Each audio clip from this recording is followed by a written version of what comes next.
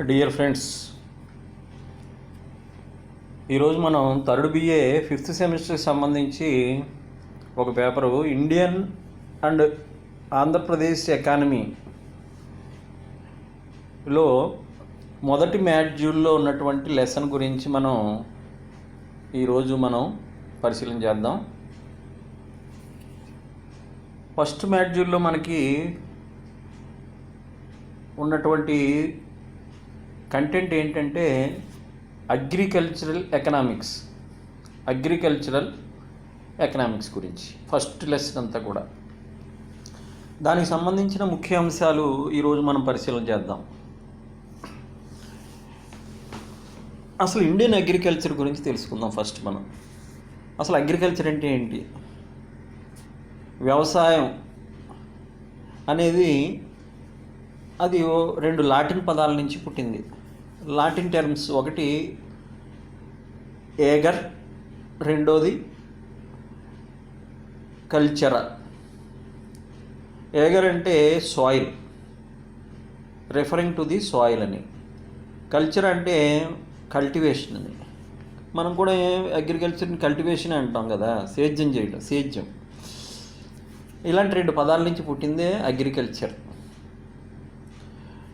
అయితే ఇది ఒక ప్రకృతి ప్రసాదించినటువంటి ల్యాండ్ మీద మనం పండించుకుని ఎన్నో జీవరాశులకి జీవనాధారం అయినటువంటిది ఇదే అగ్రికల్చర్ అనేది. అంటే వ్యవసాయం మనకి జీవనాధారం.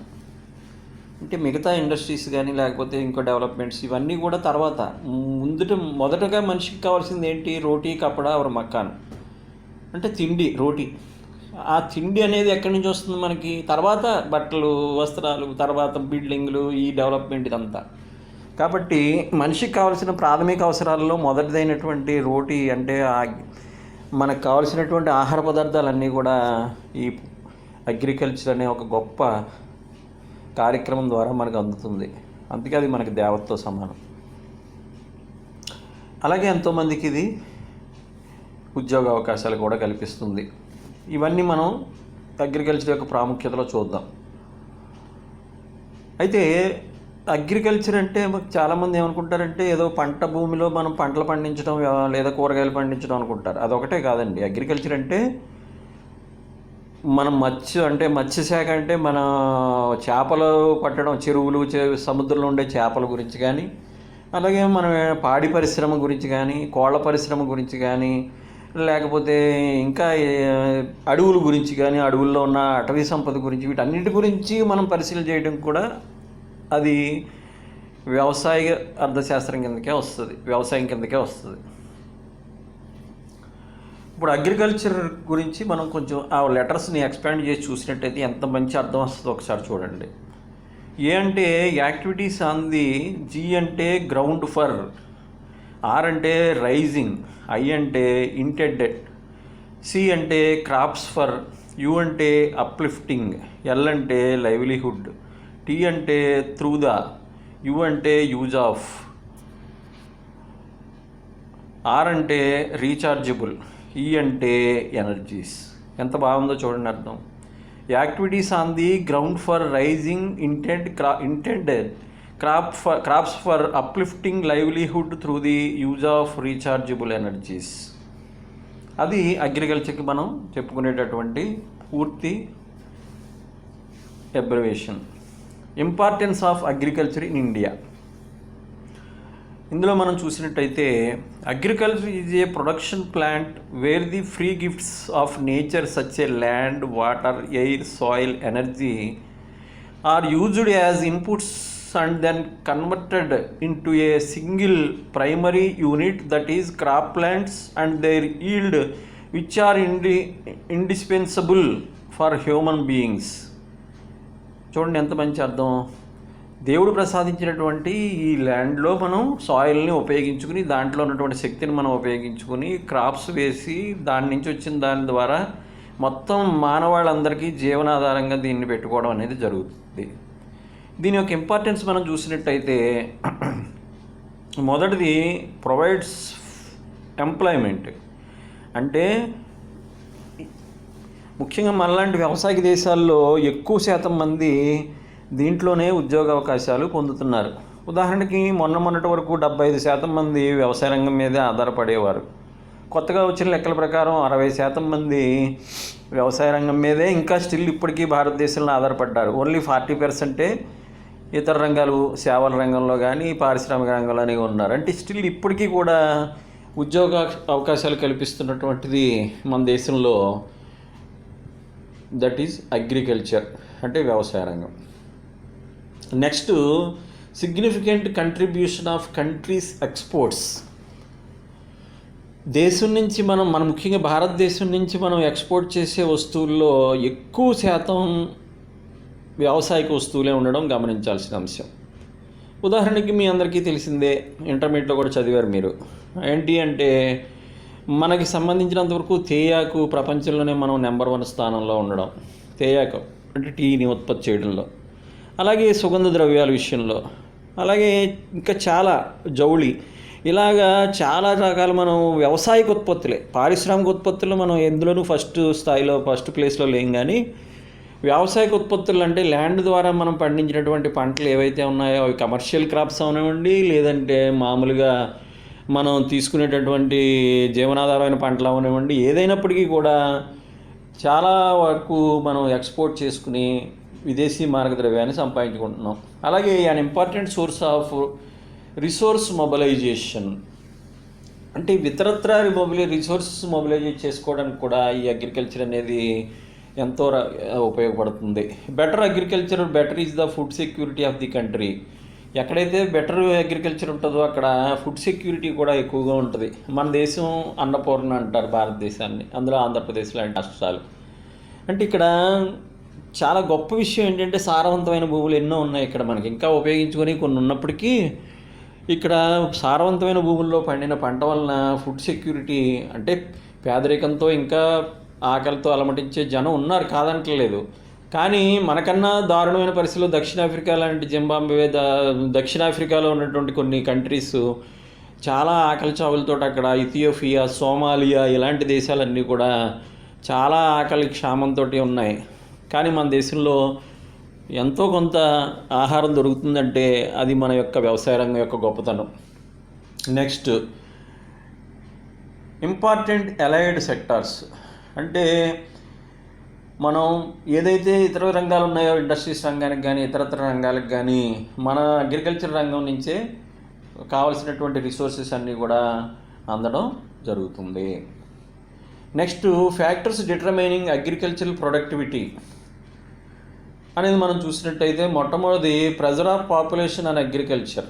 అంటే నేను ఇందాక చెప్పినట్టు 65% పైగా జనాభా అగ్రికల్చర్ మీదే ఆధారపడిపోవడం వల్ల దాని మీద ప్రెజర్ ఎక్కువైపోతుంది. అంటే ప్రెజర్ ఎక్కువైపోవడం అంటే దాని మీద ఇప్పుడు 5 పనిచేసే చోట 10 మంది 20 మంది పనిచేసేస్తుంటే అక్కడ వేతనాలు తగ్గిపోవడం, భూమి నుంచి వచ్చే ఆహార పంటలు పంచుకోవడం, ఇలాంటి దానివల్ల రకరకాల ప్రెజర్స్, ముఖ్యంగా డిస్గైజ్డ్ అన్ఎంప్లాయ్మెంట్ అంటాం ఇంగ్లీష్లో. డిస్గైజ్డ్ అన్ఎంప్లాయ్మెంట్ అంటే ప్రచ్ఛన్న నిరుద్యోగిత. అంటే ఒక పని 5 చేస్తే అది 15 మంది 10 మంది చేయడం వల్ల అక్కడ సరైన ఈల్డ్ రాదు. కానీ వచ్చిన ఈల్డ్ అందరూ పంచుకోవడం వల్ల సరైన ప్రాపర్గా డెవలప్మెంట్ అనేది లేకుండా అగ్రికల్చర్ ల్యాండ్ ఉండిపోతుంది. అంటే ప్రెజర్ ఎక్కువ అవుతుంది అన్నమాట పాపులేషన్. అంటే అందరూ దాని మీద, అందుకే ప్రభుత్వాలు ఏం చేయాలి, ఇండస్ట్రీస్, సర్వీస్ రంగాన్ని అభివృద్ధి చేయాలి. అందుకే ఇందాక చెప్పాను 75% ఉండేది, అది కొంచెం తగ్గించుకుంటూ వస్తున్నాయి గవర్నమెంట్లు. నెక్స్ట్, రెండోది రూరల్ ఎన్విరాన్మెంట్. అంటే రూరల్ ఎన్విరాన్మెంట్ అంటే గ్రామీణ వాతావరణం రకరకాలుగా ఉంటాయి. ముఖ్యంగా మూఢనమ్మకాలు, రకరకాల కారణాలు, ఏదో నమ్ముకోవడం, దాన్ని ఏదో పాత పద్ధతులే అమలుపరచడం, కొత్త మోడర్న్ టెక్నాలజీని తీసుకురాకపోవడం, అలాగే ఒక ల్యాండ్ ఉందంటే దాంట్లో చెరువులు తవ్వి ఆక్వాకల్చర్ డెవలప్ చేసుకుందామని కానీ, లేదా కోళ్ళ ఫారాలు పెట్టుకోవడం, ఇలాంటి వాటి మీద కొంతమంది ఇటీవల కాలంలో డెవలప్మెంట్ చేస్తున్నారు. కానీ చాలామంది ట్రెడిషనల్ దాని మీద ఉండి అగ్రికల్చర్ కొంచెం వెనకబడే ఉంటుంది అనేది మనం చెప్పుకోవాల్సిన అంశం. నెక్స్ట్, నాలుగోది most important, size of holdings. Size of holdings అంటే కమతాలు, కమతం అనేది చిన్నవి ఉంటాయి మన దేశంలో. ఎందుకంటే జనాభా ఎక్కువ, భూమి తక్కువ, అంటే సేద్యం చేసే భూమి తక్కువ. దానివల్ల ఏమవుతుందంటే ఈ కుటుంబాలు ఎక్కువ మంది అన్నదమ్ములు వాళ్ళు ఉండడం వల్ల ఏమవుతుందంటే ఒక 5 ఎకరాల భూమి ఉందనుకోండి, 5 అన్నదమ్ములు ఉంటే ఎకరం ఎకరం కింద విభజించేసుకుంటున్నారు. అంటే చిన్న చిన్న కమతాలు, అంటే 2.5 మన దేశంలో సగటు కమతం. అదే అగ్రికల్చరల్ కంట్రీస్ ఆస్ట్రేలియా తీసుకున్నారనుకోండి, ఆస్ట్రేలియా, న్యూజిలాండ్, డెన్మార్క్, కెనడా ఇవన్నీ అగ్రికల్చరల్ కంట్రీస్, ఇండస్ట్రియల్ కంట్రీస్ కాదు అవి. అక్కడ చూసుకున్నట్టయితే ఇంచుమించు సగటున 75 ఎకరాల నుంచి 100 ఎకరాలు హెక్టార్స్ ఉంటాయి అక్కడ. మనకి ఇక్కడ 2.5 హెక్టార్స్. అంటే ఎంత దారుణమైన మనం కండిషన్లో ఉన్నదో. అలాంటి దాంట్లో మనం ఎటువంటి యాంత్రీకరణ చేయాలి, సాంకేతిక పరిజ్ఞానం తీసుకురావాలి, మెకనైజేషన్ చేయాలి. అంటే ఎక్కడి నుంచి చేస్తామని చెప్పండి? అందులో ట్రాక్టర్ ఎలా దున్నుతుంది, హెలికాప్టర్ల ద్వారా ఎరువులు ఎలా చల్లుతారు? ఫారిన్ కంట్రీస్, ఇప్పుడు ఆస్ట్రేలియా, న్యూజిలాండ్ ఉందనుకోండి, అక్కడ హెలికాప్టర్ ద్వారా విత్తనాలు చల్లుతారు, హెలికాప్టర్స్ ద్వారానే ఎరువులు చల్లుకుంటారు, పెద్ద పెద్ద హార్వెస్టర్స్ ఉపయోగించుకుంటారు, ట్రాక్టర్స్ ఉపయోగిస్తుంటారు, కొత్త టెక్నాలజీ తీసుకొస్తుంటారు, కుప్ప నూర్పులకి వాటికి కొత్త కొత్త యంత్రాలు. ఇటీవల మనకు కూడా కనిపిస్తున్నాయి అక్కడక్కడ 5 ఎకరాలు 10 ఎకరాలు ఉన్న రైతులు అయితే వాటిని పెట్టుకోగలుగుతున్నారు. 1 ఎకరం, 1/2 ఎకరం, 2 ఎకరాలు ఉన్న రైతులు పాపం ఇంకా పాత పద్ధతులను అనుసరించడం అనేది మన దేశంలో కనిపించే అగ్రికల్చర్లో కనిపించేటటువంటి ఒక రకమైనటువంటి బాధాకరమైన అంశం. నెక్స్ట్, ల్యాండ్ టెన్యూర్ భూ కమతాలని మనం కౌలుకి ఇవ్వడం. ఈ కౌలు సంస్కరణలు కూడా మన దేశంలో చాలా తక్కువ. కౌలు భూమిని ఇస్తారు, దానికి సరైన సంస్కరణ లేకపోవడం వల్ల అటు భూ యజమానికి దాని మీద ఇంట్రెస్ట్ లేదు, కౌలుదారులకి ఇంట్రెస్ట్ లేకపోవడం వల్ల పూర్తి స్థాయిలో పంటను మనం చేతిలోకి తీసుకోలేని పరిస్థితి ఏర్పడుతుంది. ఇది అగ్రికల్చర్కి సంబంధించినంత వరకు. అయితే ఈ అగ్రికల్చర్ ల్యాండ్లో సేద్యం చేయాలంటే మన రైతులందరూ కూడా ఇంచుమించుగా ఎక్కువ శాతం మంది దేని మీద ఆధారపడతారంటే, ప్రజల దగ్గర సరైన ఆర్థిక వనరులు లేకపోవడం వల్ల మన దేశంలో రైతుల దగ్గర చిన్న చిన్న కమతాలు ఉండడం వల్ల, పేదరికంలో ఉండడం వల్ల వాళ్ళు రూరల్ క్రెడిట్ అనేది చేయాల్సిన అవసరం ఉంటుంది. ఈ రూరల్ క్రెడిట్ అనేది మనకి ఈ సిలబస్లో 5 మార్కులకు వచ్చే ఒక క్వశ్చన్. కాబట్టి దీని గురించి కూడా మీరు జాగ్రత్తగా వినండి. రూరల్ క్రెడిట్ అనేది ముఖ్యంగా దేనికి చేస్తారు అంటే, ఇండస్ట్రియల్ క్రెడిట్ వేరండి, అది వేరు, అది అర్బన్కి సంబంధించింది. ముఖ్యంగా రూరల్ క్రెడిట్ అంటే ఏంటి అంటే, rural economy growth generally depends on the funds from one interval to another interval to understand high rise productivity is non agriculture and agriculture areas. ఈ గ్రామీణ ప్రాంతాల్లో ఈ గ్రామీణ పరపతి అనేది ఎటువంటి సోర్సెస్ ద్వారా వస్తుంది కూడా మనం చూద్దాం. ముఖ్యంగా ఒకటి కోఆపరేటివ్ క్రెడిట్ సొసైటీస్, అంటే సహకార వ్యవసాయ సంఘాలు అనేవి మన గ్రామాల్లో సాధారణంగా మనకు కనిపిస్తూ ఉంటాయి. గతంలో చాలా ఎక్కువగా ఉండేది ఈ విప్లవం, ఇటీవల కొంచెం తగ్గింది, మళ్ళీ పెరుగుతున్నాయి. ఈ సహకార వ్యవసాయ సంఘాల ద్వారా ఈ క్రెడిట్ అనేది క్రియేట్ అవుతుంది, అంటే పుడుతుంది. అక్కడ తీసుకుంటారు, ఒక సంఘంగా ఏర్పడి డబ్బు అందులో దాచుకుని అవసరం ఉన్న రైతులకి అది ఇచ్చుకోవడం అనేది కోఆపరేటివ్ సహకార సంఘాల్లో. నెక్స్ట్, ల్యాండ్ డెవలప్మెంట్ బ్యాంక్స్ అనేవి ఉంటాయి.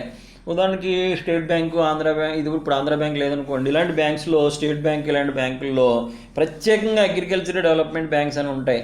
అంటే అది ఎస్బీఐ ఉంటుంది, కానీ దానికి ఏడీబీ అంటారు అన్నమాట, అగ్రికల్చర్ డెవలప్మెంట్ బ్యాంక్స్ అని పెట్టి రైతులకు ప్రత్యేకంగా లోన్స్ ఇవ్వడం అవి చేస్తూ ఉంటారు.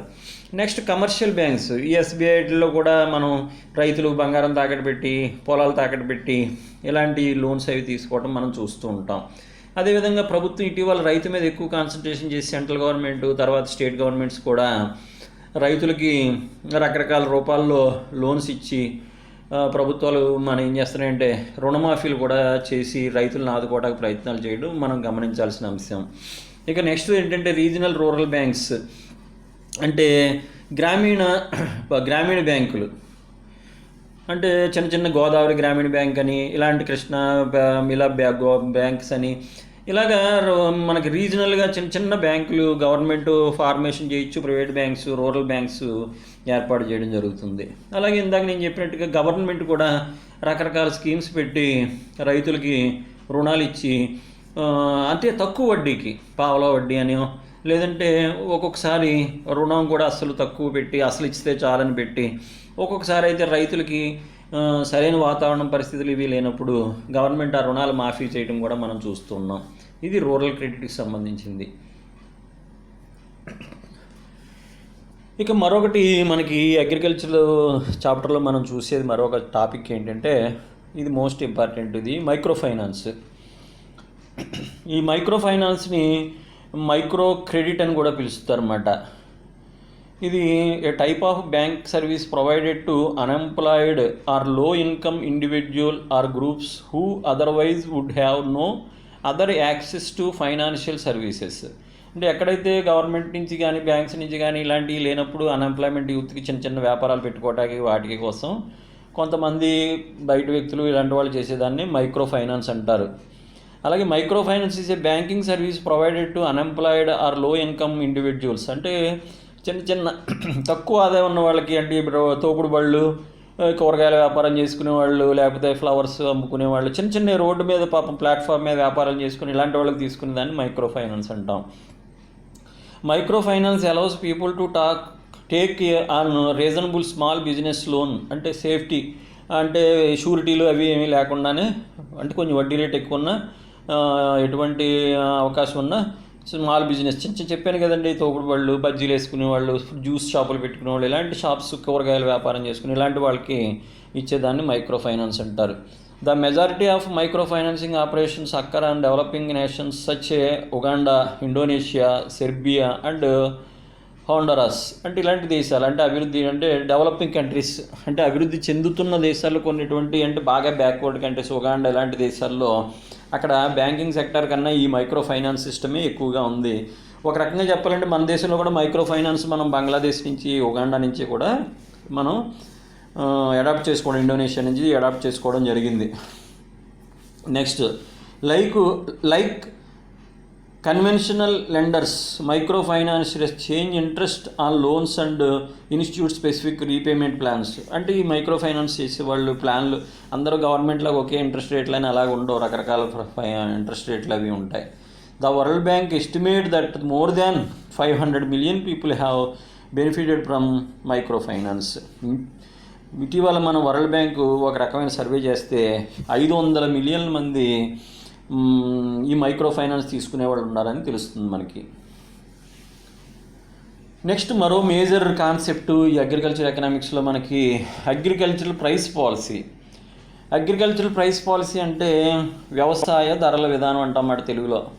Price policy of the government for agricultural produce seeks to ensure remunerative prices to growers from their produce in order to encourage higher investment and production and also for safeguarding the interests of consumers by making available food supplies at reasonable prices. అంటే ఈ వ్యవసాయదారుల విధానం అంటే ఏంటంటే, వ్యవసాయదారులు పంట పండించాలంటే వాళ్ళు పండించిన తర్వాత వాళ్ళు తినడానికి ఉంచుకుని మిగతాది అమ్మినప్పుడు వాళ్ళకి సరైన ధరలు లేనట్టయితే, అంటే లాభసాటి ధరలు లేనట్టయితే వాళ్ళు పంట పండించడం వేస్ట్ అనే ఆలోచనలోకి వచ్చేస్తారు. అందుచేత ప్రభుత్వాలు ఏం చేయాలంటే ప్రతి క్రాప్కి, అంటే వేరుశనగ అవనివ్వండి, వరి అవనివ్వండి, గోధుమ అవనివ్వండి, ఇంకా ఇతరత్ర కాయగూరలు అవనివ్వండి, ఏదైనా కానీ అంటే అపరాలు, ముఖ్యంగా కందులు, మినువులు, పెసలు ఇలాంటివి కూడా వాటికి మనం ప్రభుత్వం, సెంట్రల్ గవర్నమెంట్ అవనివ్వండి, స్టేట్ గవర్నమెంట్ రెండు కూడా కూడబలుక్కుని సరైన ధరల విధానం, అంటే మద్దతు ధరలు అంటాం తెలుగులో. సింపుల్గా మీకు అర్థం అవ్వాలంటే పేపర్లు అది పడుతూ ఉంటుంది. వ్యవసాయదారులకి మద్దతు ధరలు అంటే వాళ్ళు పండించిన దానికి వాళ్ళు ఊహించుకున్న ధరలు రావడం వచ్చినట్టయితే నెక్స్ట్ ఇయర్ మళ్ళీ వాళ్ళు క్రాప్ వేయడానికి ఇంట్రెస్ట్ చూపిస్తారు. వాళ్ళు పండించిందంతా తక్కువ రేట్లు ప్రజలకి వెళ్ళాలంటే వాళ్ళకి లాభాలు లేకుండా ఉట్టినే సేవ చేయడానికి ఏ రైతు చేయడు కదా. రైతు అంటేనే పేద రైతు. ఇందాక చెప్పాను రూరల్ క్రెడిట్లో వాళ్ళు అప్పులు తీసుకుని వ్యవసాయం చేస్తున్నారు మన దేశంలో. ఈ 65% మందిలో ఇంచుమించు 40% అప్పులు తీసుకుని వ్యవసాయం చేసి రైతులే ఉన్నారు మనకి. అలాంటి రైతులు వాళ్ళ పంటని అమ్ముకోవాలంటే ఏమీ లేకుండా ఎలా ఇస్తారు? అందుకే మీరు అప్పుడప్పుడు పేపర్లో చూస్తూ ఉంటారు, రైతులు టమాటాలను పొలాల్లోనే పడేశారు, లేదా ఆవులకు పెట్టేశారు, గోవులకు పెట్టేశారు, గేదెలకు పెట్టేశారు అంటుంటాం. కాయగూరలు రోడ్డు మీద పడేశారు గుజరాత్లో అని ఆ మధ్య చూసాం మనం. అలాగే ఆంధ్రాలో అస్తమాను టమాటాలు పడేశారు అంటారు, అది పడేశారు, ఈ పడేశారు, రోడ్డు మీద వేసేసారు అంటారు. ఎందుకు అలా చేస్తున్నారు రైతులు అంటే పండించిన పంట మార్కెట్కి తీసుకురావడానికి కూడా వాళ్ళకి ప్రొడక్షన్ కాస్ట్ నుంచి ట్రాన్స్పోర్టేషన్ కాస్ట్ కూడా లేని పరిస్థితిలో రైతు యొక్క దుర్భరమైన పరిస్థితులు ఉన్నాయి. కాబట్టి ఆ పరిస్థితుల నుంచి మనం బయటపడాలంటే మస్ట్ అండ్ షుడ్గా సెంట్రల్ అండ్ స్టేట్ గవర్నమెంట్ చేయాల్సిన పని ఏంటి అంటే అగ్రికల్చర్ ప్రైస్ పాలసీని చాలా కేర్ఫుల్గా ఎవ్రీ ఇయర్ మస్ట్గా రైతుకి ఇవ్వాలి.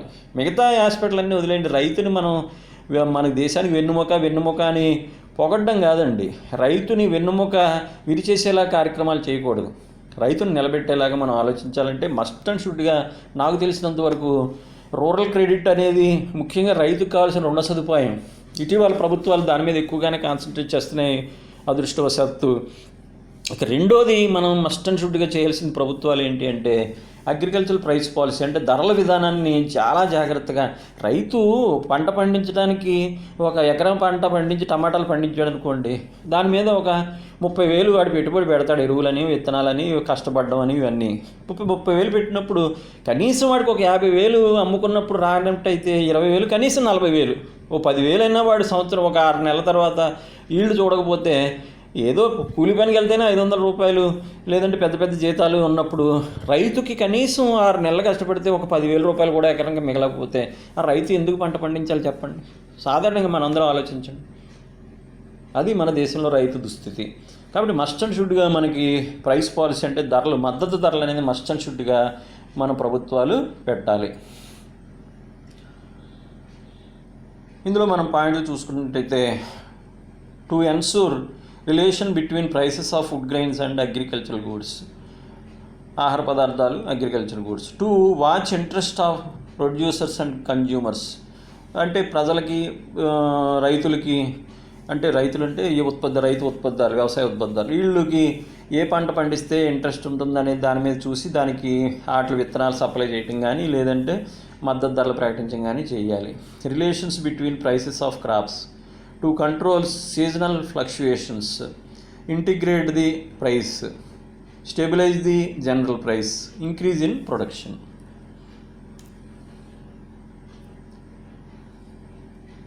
నెక్స్ట్ కాన్సెప్ట్ మనకి ఫుడ్ సెక్యూరిటీ.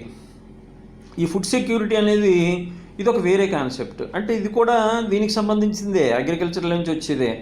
అంటే ఫుడ్ సెక్యూరిటీ అంటే తెలుగులో మీకు అర్థమయ్యేలా చెప్పాలంటే ఆహార భద్రత. ఏంటి ఆహార భద్రత అంటే? ఇది ఎక్కడి నుంచి వస్తుంది, ఎప్పుడు వస్తుంది ఆహార భద్రత? ఇందాక ఫస్ట్ మీకు కాన్సెప్ట్లో చెప్పాను. ఆహార భద్రత అనేది ఎక్కడి నుంచి వస్తుంది? వ్యవసాయ రంగం నుంచి వస్తుంది. అంటే మనిషి బ్రతకాలంటే, మనిషి జీవనాన్ని సాగించాలంటే మొట్టమొదటి కావాల్సింది ఏంటంటే ఇందాక చెప్పాను, ఆహారం, రోటీ. అదే భద్రత. అంటే మినిమం ప్రజలకి తిండి కూడా పెట్టలేనప్పుడు ఇంకా ప్రభుత్వాలు కానీ దేశం కానీ వేస్ట్ కదండి. కాబట్టి ఫస్ట్ మనం దేని మీద కాన్సన్ట్రేట్ చేయాలి ప్రభుత్వాలు అంటే, ఈ మనం మెట్రో ట్రైన్సా లేకపోతే పెద్ద పెద్ద ఫ్లైఓవర్స్, దీనికన్నా అవి ఉండాలి, కాదంటలేదు డెవలప్మెంట్కి, అది వేరే ఆస్పెక్ట్, డెవలప్మెంట్ ఎకనామిక్స్ అది. కానీ ప్రాథమికంగా వ్యవసాయ రంగానికి సంబంధించి రైతుల్ని కనుక మనం కొంత ప్రోత్సాహం చేసినట్టయితే దేశవ్యాప్తంగా ఉన్నటువంటి 135 కోట్లు దాటేసిన జనాభా, ఈ జనాభా అందరికీ పొద్దుట లేవగానే కావాల్సింది ఏంటంటే తిండి కావాలి. కాబట్టి ఆ తిండిని సప్లై చేసేటటువంటి రైతుల్ని, ఈ అగ్రికల్చర్ని ఎంతో కేర్ఫుల్గా ప్రభుత్వాలు చూసుకోవాల్సిన ఆవశ్యకత ఎంతైనా ఉంది. కాబట్టి దానికి సంబంధించిన మనకి కాన్సెప్ట్ ఏంటంటే అగ్రికల్చర్లో ఫుడ్ సెక్యూరిటీ. దీనికి సంబంధించిన విషయాలు మనం పరిశీలిద్దాం. Food security as defined by the world food summit WFS and the food and agricultural organization exists when all people at all times have physical and economic access to sufficient, safe and nutritious food that meets their dietary and food preferences for an active life. చూడండి ఎంత బాగా చెప్పాడో. అంటే నిజానికి అలా దొరుకుతున్నాయా మనకి? అంటే ఏంటి, కావలసినంత దొరకాలి, అందులోనూ శానిటేషన్ అన్నీ శుభ్రంగా ఉండాలి. నెక్స్ట్ అన్నిటికన్నా న్యూట్రిషన్ ఫుడ్, అంటే విటమిన్స్ అన్నీ ఉన్నటువంటి ఫుడ్స్. అందరూ క్యారెట్ తినాలి, అందరూ బీట్రూట్ తినాలి, అందరూ గోధుమలు తినాలి, అందరూ అన్ని రకాలు నట్స్ తినాలి, అన్ని రకాలు తినే రైతులు మన మనుషులకి అందించాలనేది ఫుడ్ సెక్యూరిటీ. నిజానికి చూస్తే విటమిన్స్ లేని ఫుడ్, మనం ఏదేదో ఫుడ్లు తింటూ ఉంటారు జనం, ఏదో తినేస్తారు, ఏదో బతికేస్తారు, కడుపు నింపుకోవడం కోసం బతికేస్తున్నాం. కానీ వరల్డ్ ఫుడ్ సమ్మిట్లో ఏం చెప్పారంటే న్యూట్రిషన్ ఫుడ్ అందించాలి ప్రజలందరికీ అని చెప్పడం జరిగింది. నెక్స్ట్ అది అంటమాట ఫుడ్ సెక్యూరిటీ అంటే. ఇండియా చూడండి ఒకసారి, India ranked 76th in 113 countries assessed by the Global Food Security Index in the year 2018. మన ప్లేస్ ఎంత అండి? 113 దేశాల్లో మనం 113 కంట్రీస్ ఉంటే అందులో 76వ స్థానంలో ఉన్నాం మనం ఫుడ్ సెక్యూరిటీ కల్పించడంలో. అలాగే as per the global hunger index 2018, India was ranked 103 out of 119 qualifying కంట్రీస్లో. అది మాట. అంటే 119వ స్థానంలో ఉన్నాం మనం ఆ విషయంలో. కాబట్టి మనం ఏ స్థాయిలో ఉన్నాం ఒకసారి చూసుకోండి. అయితే ఎలాగా ఈ ఫుడ్ సెక్యూరిటీని మనం ఎలా ఇంప్రూవ్ చేసుకోవాలనే దానికి ఒక 5 పాయింట్లు చెప్తున్నాను. ఒకటి, close the yield gap by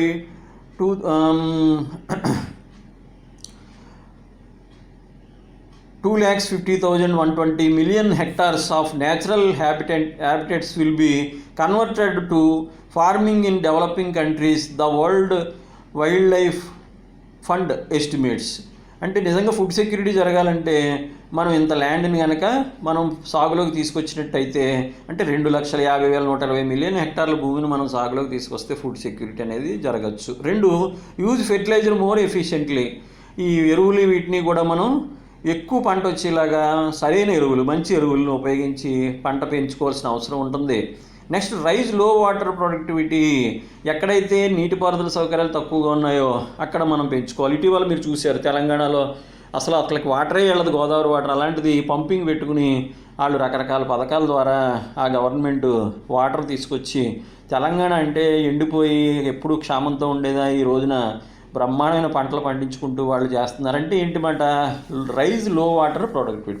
water ప్రొడక్టివిటీని పెంచుకోవాలి. మనం దిగువన ఉన్నాం కాబట్టి మనం ఇంకా పోలవరం లాంటి ప్రాజెక్టులు కట్టుకుని ఇంకా బాగా మనం వ్యవసాయాన్ని పెంచుకోవాల్సిన అవసరం ఉంది. ఎందుకు పెంచుకోవాలి వ్యవసాయం అంటే? రైతును ఉద్ధరించడానికి కాదండి. రైతును మనం ఉద్ధరిస్తే రైతుకి రైతుకి మనం కొంచెం ఇక రూరల్ క్రెడిట్ కల్పించి ఏంటిది మద్దతు ధరలు ప్రకటించినట్టయితే అతను మనకు ఫుడ్ సెక్యూరిటీ రైతు కల్పిస్తాడు. అతను వాటర్ ఇవ్వకుండా, పరపతి ఇవ్వకుండా, వాడికి మద్దతు ధరలు ప్రకటించకుండా మనకు ఫుడ్ సెక్యూరిటీ ఇవ్వమంటే ఎక్కడ ఇస్తాడు? కాబట్టి రైజ్ లో water productivity. Next, target food for direct consumption. అంటే ఈ మధ్య దళారులు వీళ్ళందరినీ కూడా చాలా వరకు తగ్గించి రైతు డైరెక్ట్గా కన్జ్యూమర్ తోటి ఉండేలాగా ఇప్పుడు చూస్తున్నాం. రైతు బజార్లు ఇవన్నీ ఆ సిస్టంలోకి వస్తాయి. Next, reduce food wastage. ఇది ఒకటి చాలా ఇంపార్టెంట్ అండి. ఫుడ్ వేస్టేజ్ ఎక్కువైపోతుంది మనకి. అంటే చాలామంది ధనవంతులు ఏం చేస్తున్నారంటే ఫంక్షన్స్ పెట్టుకున్నప్పుడు లేదా ఇళ్లల్లో మామూలుగా కూడా వండేసుకుని అవి కుప్పతొట్టల్లో పోసేస్తున్నారు. కేజీలు రైస్లు, కేజీలు కూరలు వండేసుకుని అవి ఎవరికి పెట్టరు. అవన్నీ కూడా కుప్పతొట్టలు అది పోసేస్తుంటే ఆ ఫుడ్ అంతా కూడా వేస్ట్ అయిపోతుంది. అలాగే ఫంక్షన్ అని పెట్టుకుని వేలాది మందిని పిలుచుకుని వాళ్ళు అందులో ఒక్కొక్కళ్ళు 10 ఐటెంలు, 20 ఐటెంలు, 30 ఐటమ్స్ పెడుతుంటే అవన్నీ కూడా తినకుండా అవన్నీ రోడ్డు మీద పోసేస్తుంటే అది ఎంత ఫుడ్ వేస్టేజ్ చెప్పండి. అలాగే మనకి ఒక సంవత్సర కాలంలో అయ్యే వేస్టేజ్ ఇటీవల ఢిల్లీలో నుంచి ఒక NGO సర్వే చేస్తే తేలింది ఏంటంటే దేశవ్యాప్తంగా అలాగే వేస్టేజ్ అయ్యే ఫుడ్ని కనుక మనం సెక్యూర్ చేసేది, దాన్ని దాచుకోగలిగితే ఒక 10 ఏళ్ల పాటు దేశంలో పేదరికమే ఉండదని చెప్పారు వాళ్ళు. అంటే ఎంత ఫుడ్ వేస్ట్ అవుతుందో ఒకసారి ఆలోచించండి. కాబట్టి ఫుడ్ సెక్యూరిటీ మీద ప్రభుత్వాలు ఆలోచించాల్సిన అవసరం కూడా ఉంది. ఇది మనకి అగ్రికల్చర్కి సంబంధించిన కొన్ని ముఖ్యమైన అంశాలు. వీటన్నిటిని మీరు చక్కగా అర్థమైందని నేను భావిస్తున్నాను. అలాగే మీకు ఇచ్చిన మెటీరియల్లో దీనికి సంబంధించిన పూర్తి వివరాలతో కూడినటువంటి క్వశ్చన్ అండ్ ఆన్సర్స్ ఉన్నాయి. మీరు మళ్ళీ అది ప్లస్ నేను చెప్పింది మళ్ళీ వీడియోని మళ్ళీ చూసి మీరు అందరూ అర్థం చేసుకుని, నేను ఇప్పుడు మీకు క్వశ్చనీర్ ఒకటి పెడతాను. దీని తర్వాత ఆ క్వశ్చన్కి ఆన్సర్ చేసి మాకు వాట్సాప్లో కానీ మెయిల్లో కానీ పెడితే నేను వాటిని వాల్యూ చేసి మళ్ళీ దీనికి తప్పులు చెప్పి దాని గురించి మళ్ళీ దాని మీద మనం చర్చించుకుందాం. Okay, thank you.